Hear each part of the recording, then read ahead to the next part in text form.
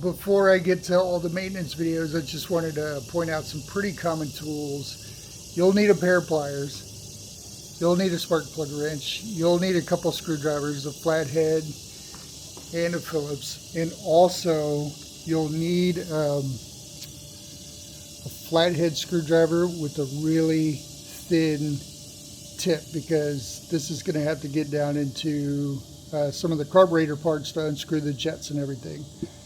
For my particular generators, almost everything is 10 millimeters, so I just got a 10 millimeter socket.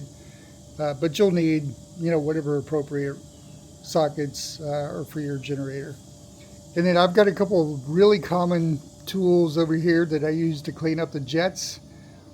You can use almost anything. You can use a really thin finishing nail. I use this little spring, and I'll get down into those jets and clean them out real good. If you've got a set of cheap Amazon dental picks, these are pretty good. You don't want to scratch the jets up, but you do want to make sure they're really, really clean. And then you'll need some carburetor cleaner, brake cleaner, or whatever, preferably carburetor cleaner, but you can use brake cleaner in a pinch. And you may need some kind of penetrating oil.